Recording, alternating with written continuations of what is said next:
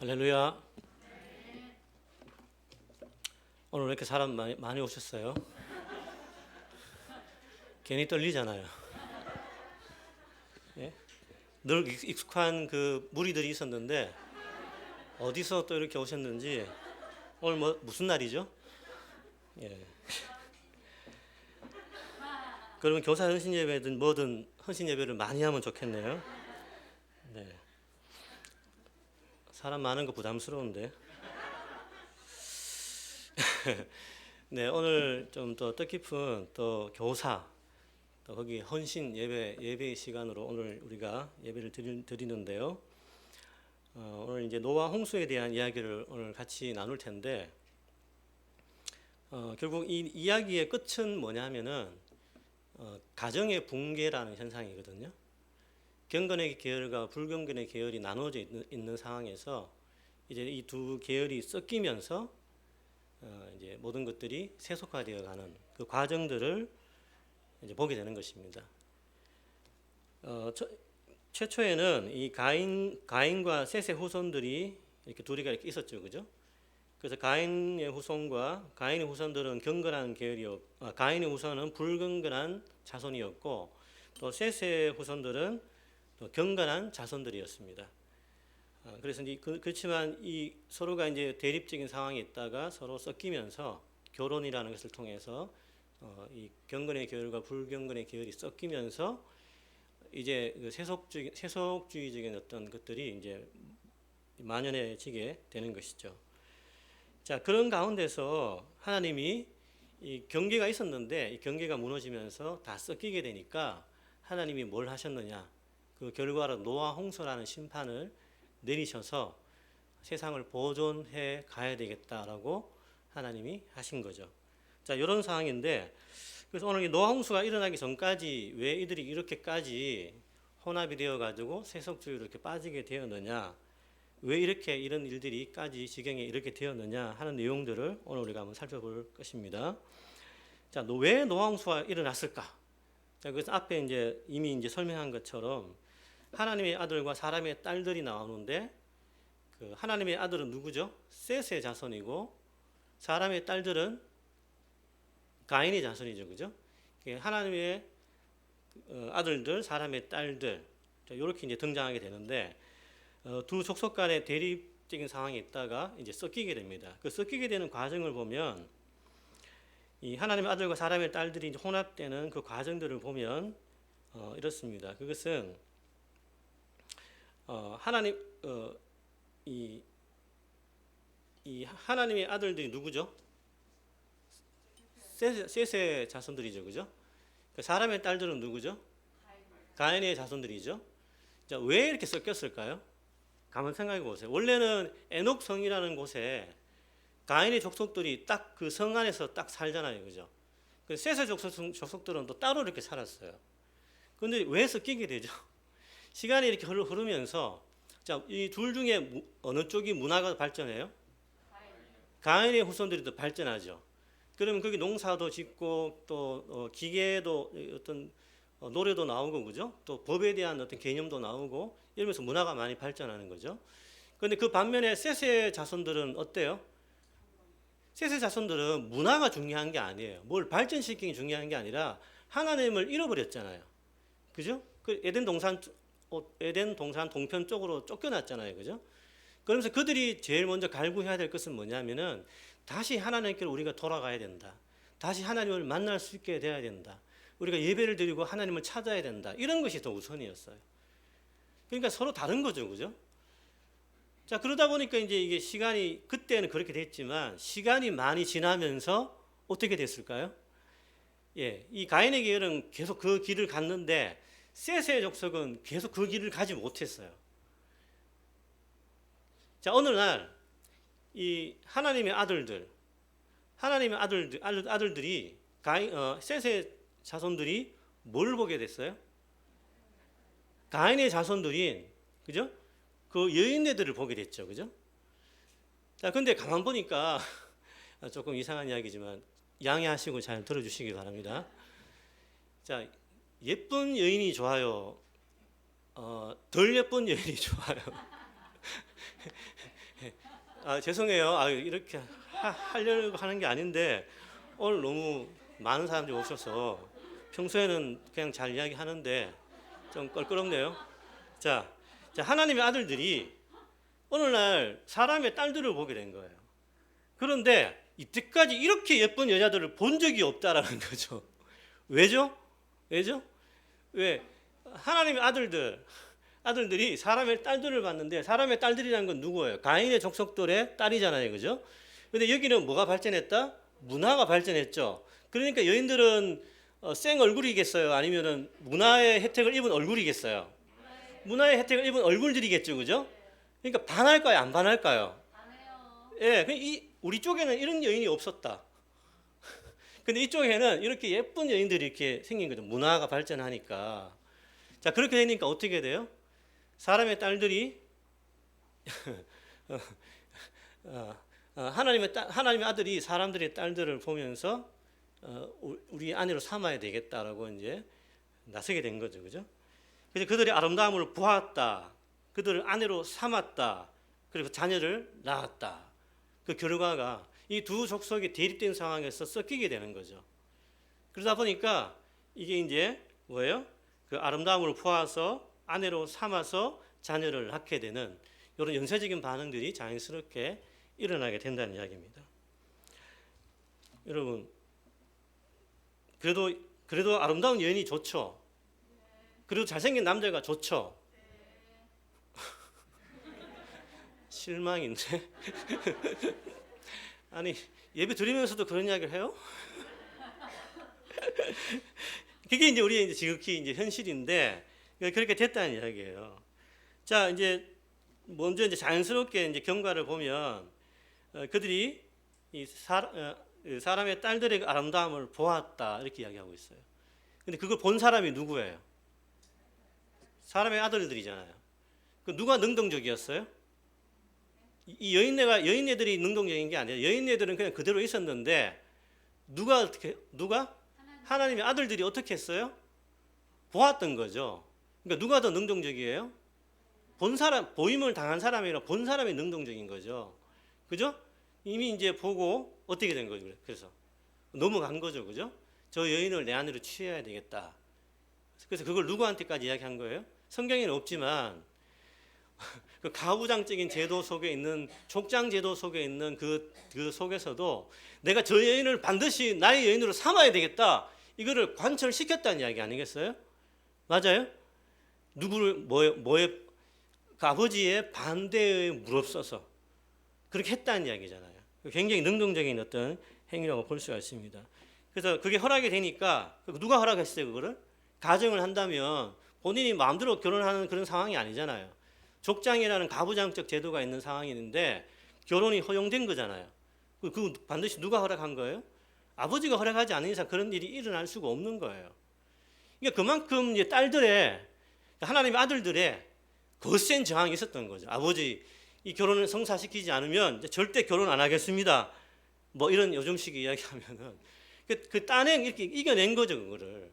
그러니까 이미 이제 그 하나님을 향한 마음들이 경건의 계열 속에 하나님을 향한 마음들이 그만큼 그걸 허락했다는 것은 시간이 지나면서 그 경건의 마음들이 줄어들어가는 그런 상황도 우리가 볼 수가 있겠죠.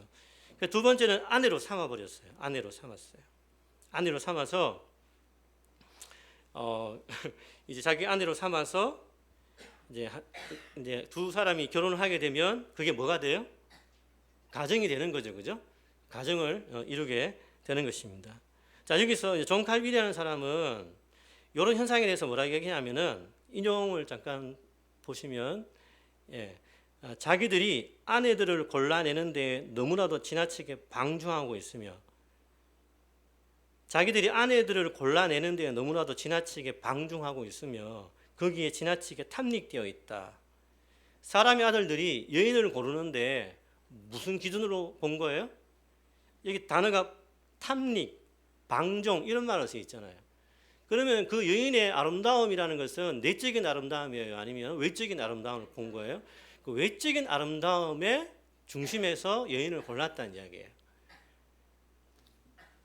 자, 그리고 그 다음에 내용이 보면은 이제 그 네덜란드의 유명한 주일학교용 그 교재 책이 있는데 아직까지도 너무나 유명한 그 책인데요. 그 책에 보면 그렇게 되게 좀 길지만 우리 한번 읽어볼까요? 시작. 세월이 흐르자 셋의 후손들도 변하였다. 분명 그들은 모든 종류의 예술을 꽃피웠던 가인의 후손들의 외관상의 아름다운 삶에 마음이 끌렸을 것이다. 셋 계보의 젊은이들은 자기 종족 중 여호와를 경외하는 여자 대신에 가인 계보의 여자들에게 마음이 끌려 그들과 결혼하였다. 이 두 계보가 섞이기 시작함으로써 셋 족속은 가인 족속의 불경건함에 물들게 되었다. 아멘. 누가 불리해요 이제? 하나님의 아들들이 이제 그 여인과 결혼하게 됨으로써 어떻게 됐어요? 불경건한 자손의 문화와 그런 어떤 삶을 닮아가게 된 거죠. 누가 손해 본 거예요? 하나님의 아들들이 손해 본 거죠. 그렇게 믿습니까? 그러고 나니까 이제 결과적으로 마지막에 결혼을 하고 난 다음에 필연적인 결과 자식을 낳으니라고 되어 있습니다. 그러면 이제 결혼을 넘어서 자식을 낳았습니다. 그러면 그 자녀는 어떤 교육을 받을까요? 과거에는 경건의 자손에 있을 때에는 경건의 훈련과 경건의 이야기를 듣고 경건의 어떤 모습들로 살아가도록 교육을 받았을 거죠. 지금은 섞여 있어요. 그죠? 사람의 아들과 또 뭐죠? 여자의 딸. 그러니까 이제 경건의 계열과 비경건의 계열이 결혼하게 된 상황에서 이제 섞여서 자녀를 낳았어요. 그럼 이 자녀는 어떻게 길러질까요? 어떻게 길러질까요? 예. 가능하면 안 좋은 쪽으로 가게 되겠죠. 가능하면 안 좋은 쪽으로.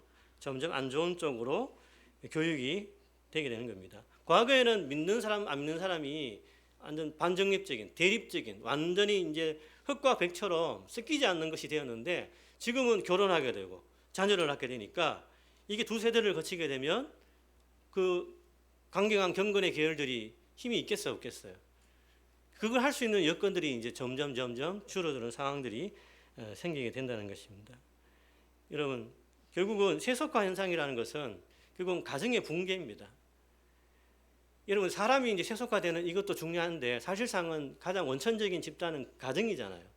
하나님이 세상을 창조하셨을 때 가장 첫 번째 기관이 뭐죠? 가정이잖아요. 아담과 하와가 결혼했잖아요, 그죠? 가정이 붕괴되는 이것이 이제 중요한 거예요. 모든 세속화는 이론적으로 이렇게 이야기해서 그렇게 되는 게 아니라 하나님이 만드신 가정이라는 것 자체가 이렇게 붕괴될 때 그때부터 실질적인 세속화 현상이 나오는 거죠.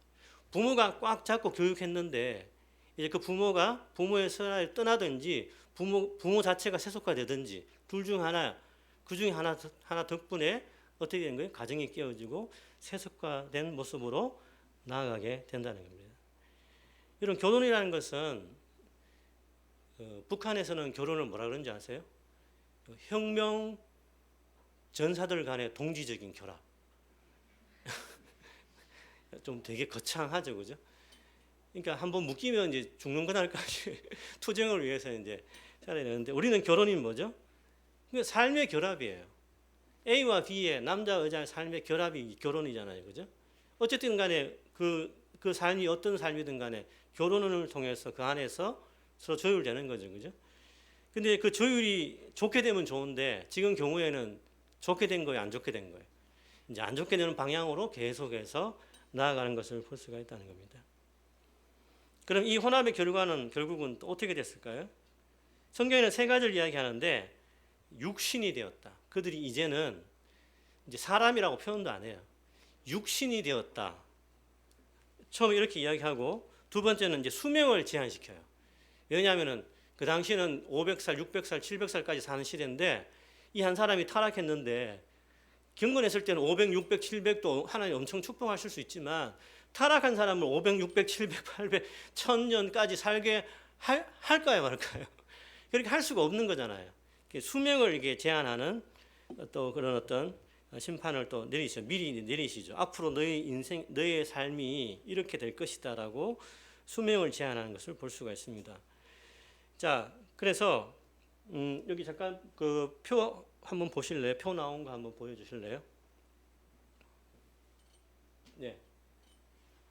자, 이제 저기 1000년까지 사는 그 왼쪽이 이제 수명이고요. 천년 쭉 나오고 있고, 이제 과거에는 이제 기본 1000년 이상을 살았죠, 그죠? 그러다가 어느 시점부터 딱 떨어지죠, 그죠? 그죠? 수직적으로 떨어지잖아요. 여기 노아 홍수 사건이 이제 일어난 그 시점부터 이제 쭉 이렇게 쭉 떨어지는데, 지금은 노아 홍수 이전에 지금 상황을 지금 설계하고 있잖아요. 자, 그래서 이제 이렇게 이제 하나님은 떠난 인생을 사니까 하나님이 미리 이제 예고를 하신 건데, 이제 너희들 생명이 120년이 될 것이다라고 하는 것이 이렇게 뚝 떨어져서 제일 마지막에 요셉이 나오는데, 결국은 평균 수명이 이제 결국은 한 120년 정도가 되는 평균 수치로 이렇게 이제 수명이 단축되는 것을 볼 수가 있습니다. 앞으로 전개되는 것이 이런 거죠. 그러니까 지금은 또 우리가 이거보다는 좀 덜 살죠, 그죠? 덜 살고 있죠, 그죠? 어쨌든 이런 평균 수명이 이제 하나님께서는 심판으로 보여주신 거고, 또 하나는 뭐냐면은 이제 용사가 되었다. 용사가 되었다. 자, 이제 믿는 계열과 안 믿는 계열이 서로 결혼해가지고 낳은 자녀들이 용사가 되었어요. 용사. 그러니까 이것은 이제 그 당시에는 네피림이라고 표현을 하는데 보통 거인이라고 번역을 하거든요. 그러니까 하나님의 아들과 안 믿는 사람과 안 믿는 사람들 사이에 자녀가 태어났는데 어떻게 그 족속이 이제 용사가 되었다. 아주 체격이 건장한 이런 사람들이 나오게 된 거죠. 근데 요 거인이란 네피림이란 이런 뜻 자체가 공격하는 사람들, 또 강력한 사람들 이렇게 이제 표현되는 부분인데, 결국은 이렇게 이제 혼합의 결과로서 뭐가 생겼느냐? 이 공격하는 사람들이 생긴 거죠. 그러니까 폭력을 행하는 사람들이 세상에 더 많아지게 된 거죠.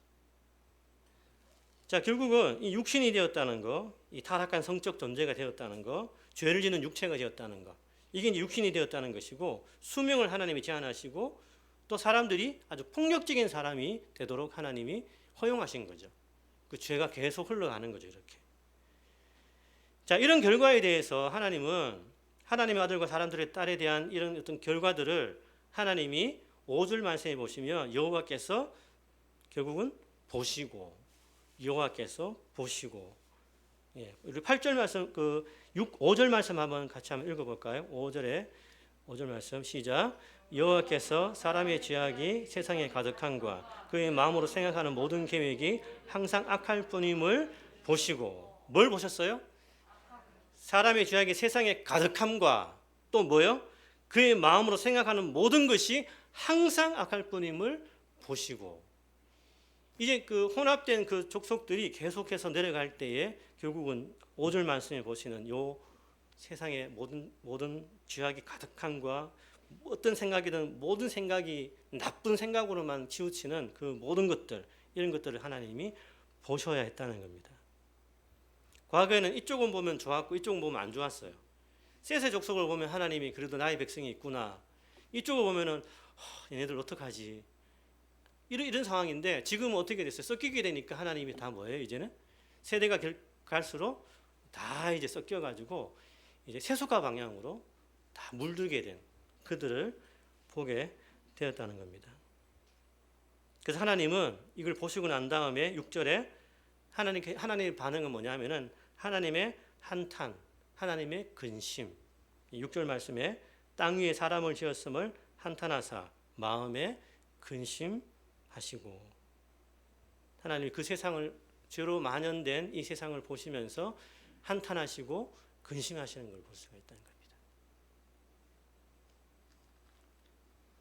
그래서 여기서 이제 하나님의 가슴앓이, 얘네들이 왜 이럴까? 내가 이렇게 너희들을 지켜주고, 내가 너희들을 이렇게 먹이고, 내가 너희들을 이렇게 존귀하게 여겼는데 결국은 너희들이 이렇게 하냐? 하나님의 가슴앓이, 이런 것들을 우리가 볼 수가 있다는 겁니다. 여러분, 결국은 이런 두 족속이 혼합되어 가지고 그 결과가 뭐라고요? 혼합된 결과가 뭐라고요? 가정의 붕괴. 이 거창하게 생각할 필요가 없어요. 거창한 게 아니라 두 가족들이 있는데 섞여 가지고 그 가정이 붕괴됐다는 거예요. 부모가 자녀가 부모 말을 안 듣고 이제 자기 마음대로 하고, 또 이제 믿는 사람과의 결혼이 아니라, 그죠? 이제 원리적으로 이야기하는 거예요. 믿는 사람과 결혼이 아니라 안 믿는 사람과의 결혼을 하게 되는 결국은 그 자녀들은 뭐예요? 더 세속화되는 거죠. 왜 엄마 아빠는 안 믿는 사람하고 결혼하면서 나보고는 그래? 그럼 할 말이 없잖아요. 그러면 이제는 열린 거죠, 완전히. 열리게 된 거죠. 그 완전한 세속주의로 나아가는 것을 볼 수가 있습니다. 자, 그래서 바로 이 노아 홍수가 이제 일어났던 안 일어났던 그 이 배경 속에서 결국은 세상은 주도권을 누가 잡아요? 가인의 후손들이 계속 잡아가는 겁니다. 그리고 가인의 후손들을 말미암아서 또 뭐 아수르, 바벨론, 페르시아 또 뭐예요? 계속 세계사를 보세요. 세계사를 보면 주도권을 잡은 데가 고된 근동으로부터 중심으로 보면 그거잖아요. 아수르, 바벨론, 페르시아. 페르시아 다음 뭐예요? 알렉산더 대제가 나오죠, 그죠? 그다음 로마가 나오죠. 다 뭐예요 이게? 이게 세속 믿지 않는 사람들의 나라들이잖아요, 그죠? 우리는 주도권을 다 이제 잃어버리게 된 것입니다. 자, 그래서 이런 어떤 그 세속 국가, 세속주의가 계속해서 지금까지 와 있는 상황에서 그 네덜란드라는 그 우리 아주 개혁주의의 아주 산실이죠. 그 네덜란드의 나라 안에서 어떤 어머니의 어떤 슬픔을 네덜란드 목사인 브론스펠트라는 이 목사님이 그 엄마의 슬픔이라는 제목으로 이런 약간 시 같은 표현을 했어요. 자, 잠깐 읽어드리겠습니다. 그들은 내 아들을 앗아가 버렸다. 의심과 회의로, 차가운 지성으로 내가 너무나 사랑했던 내 아들을, 내 품 안에 있던 내 아들을, 이런 어떤 자기 자녀들을 세상에 빼앗기는 그런 어떤 시들을 그 슬픔을 표현하고 있는 것입니다. 여러분, 지금 현재가 바로 그런 시점이에요. 지금 우리의 아들들을 잃어버리고 있는 거예요. 우리의 자녀들을 우리가 잃어버리고 있어요. 여러분 집에 돌아온다고 해서 여러분 아들이 자녀가 안전한 게 아니에요. 지금 모든 세속주의 사상에 빠져가지고 자녀들을 우리가 잃어버리고 있다는 이야기입니다. 자, 이 몇 가지 보면은 이제 필로 신학교에 보면은 이런 이야기가 있어요. 죄송합니다. 제 영어를 잘 못해서 graduating from God, 이게 뭐죠? 하나님으로부터 졸업하기. 하나님으로부터 졸업하기. 우리 자녀들이 지금 이 상황에는 뭐냐면은 빌 워처먼이라는 한 학생이 있는데 이 학생이 어디를 다니느냐? 복음주의 대학을 다니고 있어요. 기독교 대학을 다니고 있어요. 근데 기독교 대학을 다니고 있는 이 학생이 뭐라고 탄식하며 고백했냐 하면은 나는 복음주의 대학교에서 내 신앙을 잃어버렸다, 이렇게 이야기해요. 이게 말이 됩니까? 세속주의 대학이 아니라 복음주의 대학을 다니고 있는데 나는 그 복음주의 대학을 다니면서 내 신앙을 잃어버렸다. 이게 왜 그럴까요? 왜 그럴까요? 복음주의 대학임에도 불구하고 그냥 그 예배만 드렸지, 복음주의 대학 안에서 체플이 있어서 예배는 드렸는데 모든 과목은 다 어떻게 가르쳐요? 똑같이 이제 세상에서 가르치는 그대로를 가르쳤다는 이야기예요. 이게 지금 이런 상황이니까 배우는 건 뭐예요? 예배는 드렸지만, 그래서 기독교 대학처럼 보이지만 실제 과목들은 다 뭘로 배우는 거예요? 그냥 세상에서 가르치는 그대로를 배운 거예요.